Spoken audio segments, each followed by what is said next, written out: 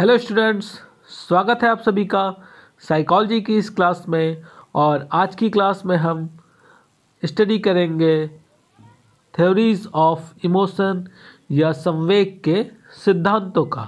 इससे पहले की वीडियो में हमने संवेग क्या है, उसकी विशेषताएं क्या है और उसका विकास कैसे होता है, इन सभी का अध्ययन किया था। तो स्टार्ट करते हैं आज की क्लास। संवेग की व्याख्या करने के लिए मनोवैज्ञानिकों ने भिन्न भिन्न सिद्धांतों का वर्णन किया है, जिसमें से कुछ प्रमुख सिद्धांत यहाँ पर हम डिस्कस करेंगे। जिनमें पहला सिद्धांत है जेम्स लैंग थ्योरी, या जिसे हम जेम्स लांजे सिद्धांत, या कहीं कहीं कर आपको हिंदी में जेम्स लैंग सिद्धांत लिखा हुआ दिख जाएगा। दूसरा सिद्धांत है कैनन बार्ड सिद्धांत या कैनन बार्ड थ्योरी। और लास्ट है स्केक्टर सिंगर सिद्धांत। तो सबसे पहले हम डिस्कस करते हैं जेम्स लैंग थ्योरी के बारे में।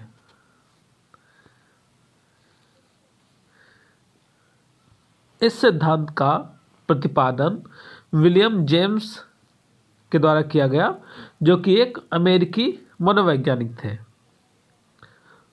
William James. और उसके बाद इनका साथ दिया इसमें कार्ल लॉन्जे ने। और इन दोनों ही लोगों ने मिलकर 1880 में इस सिद्धांत का प्रतिपादन किया। इसीलिए इन दोनों के नाम से इस सिद्धांत को जाना जाता है। इस सिद्धांत की व्याख्या संवेग के सामान्य बोध की व्याख्या से ठीक विपरीत की गई। मतलब एक जो सामान्य धारणा होती है, उस धारणा के ठीक विपरीत जाकर इन्होंने इस सिद्धांत का प्रतिपादन किया।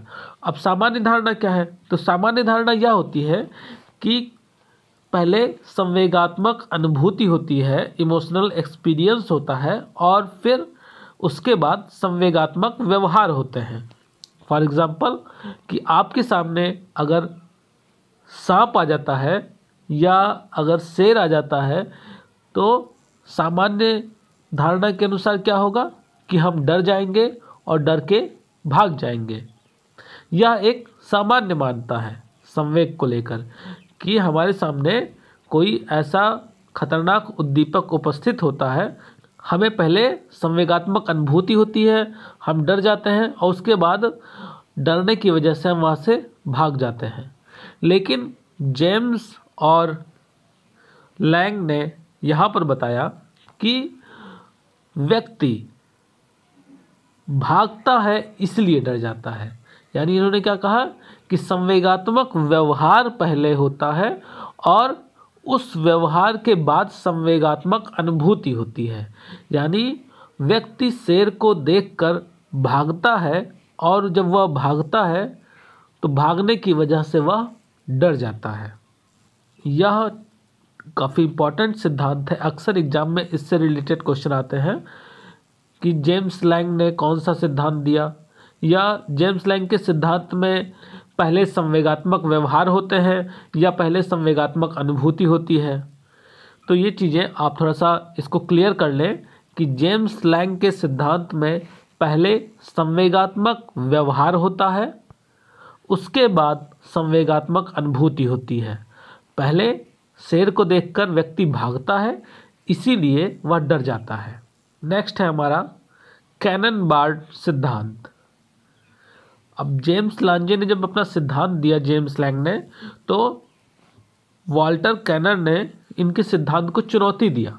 इन्होंने बताया कि संवेग इतना जटिल भाव होता है, इतनी जटिल प्रक्रिया होती है कि उसके द्वारा जो शारीरिक परिवर्तन होते हैं वो इतने स्पष्ट नहीं होते हैं कि उनके आधार पर एक संवेग को दूसरे संवेग से भिन्न कर दिया जाए।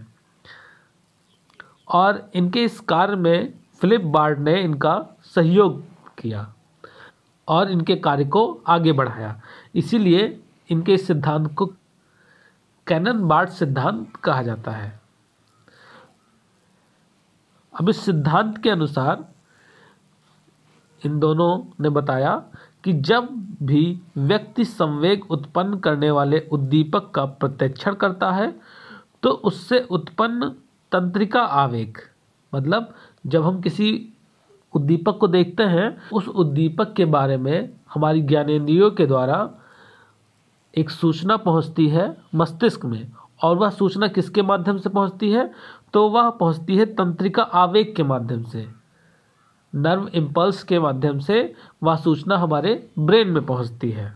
तो यहाँ पर ये बता रहे हैं कि इस सिद्धांत के अनुसार जब भी व्यक्ति संवेग उत्पन्न करने वाले उद्दीपक का प्रत्यक्षण करता है तो उससे उत्पन्न तंत्रिका आवेग या नर्व इम्पल्स एक साथ मस्तिष्क के सेरेब्रल कॉर्टेक्स या प्रमस्तिष्कीय कॉर्टेक्स तथा अनुकंपी तंत्रिका तंत्र यानी सिंपैथिक नर्वस सिस्टम दोनों में एक साथ पहुंचता है और वहां से फिर मांसपेशियों तक सूचना पहुंचती है।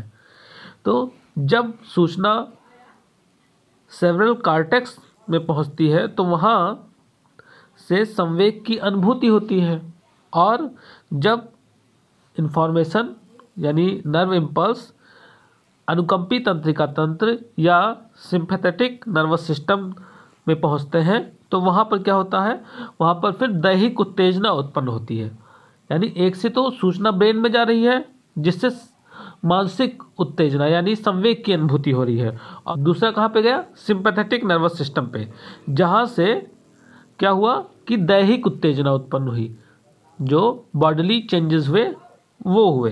क्या हुआ, हृदय गति बढ़ गई, श्वसन गति में भी वृद्धि हो गई, यानी रेस्पिरेटरी रेट और हार्ट रेट दोनों बढ़ गए, और जो व्यक्ति है इन दोनों के बढ़ने से क्या हुआ कि व्यक्ति सांवेगिक व्यवहार करने के लिए प्रेरित हुआ। अब सांवेगिक व्यवहार क्या है, वहाँ से भाग जाना, शेर को देखकर भाग जाना।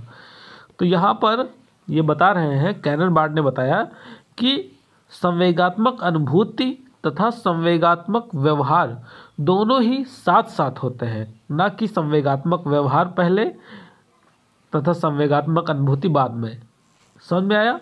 जो इनका मेन पॉइंट है, जो इनका मेन कॉन्सेप्ट है इसका, वो ये है कि संवेगात्मक अनुभूति और संवेगात्मक व्यवहार दोनों ही एक साथ होते हैं। जैसे व्यक्ति शेर को देखता है तो वो तुरंत ही डरता भी है और तुरंत ही वहाँ से भागता भी है, दोनों ही अनुक्रियाएं एक साथ होती हैं मस्तिष्क में। मस्तिष्क में उसके इन्फॉर्मेशन पहुँची कि ये तो उद्दीपक खतरनाक उद्दीपक है, और तुरंत ही उसके दैहिक परिवर्तन भी हुए उसके शरीर में, और फिर इसके परिणाम स्वरूप वह वहाँ से भाग लेता है। दोनों ही चीज़ें यहाँ पर एक साथ हो रही हैं।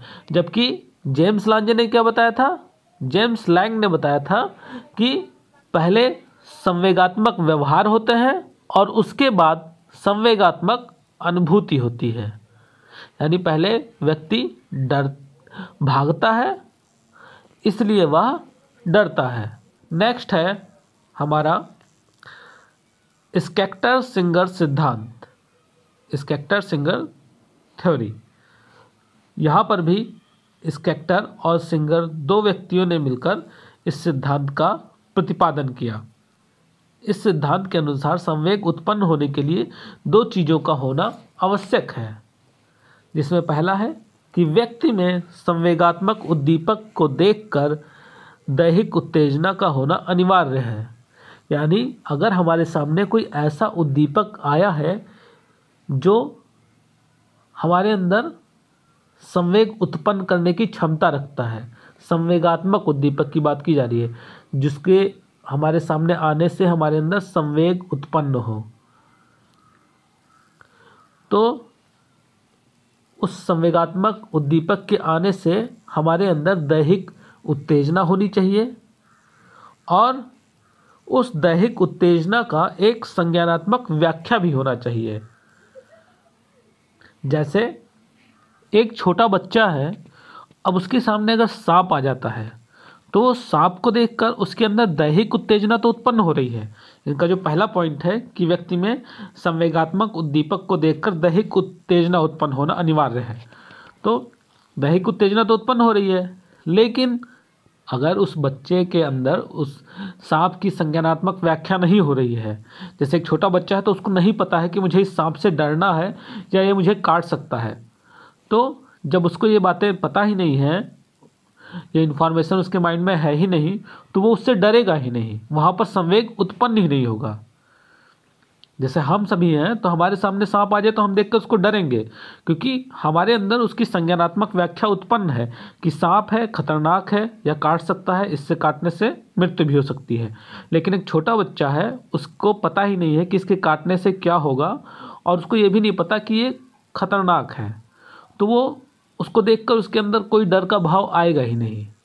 तो यहाँ पर दोनों चीज़ें होनी अनिवार्य है कि वो जो उद्दीपक है उसको देखकर दैहिक उत्तेजना उत्पन्न हो, और उस दैहिक उत्तेजना के उत्पन्न होने के साथ साथ जो उद्दीपक है उसके बारे में हमारे अंदर इन्फॉर्मेशन हो, सही उसकी व्याख्या हो हमारे माइंड में, तभी संवेग उत्पन्न होता है।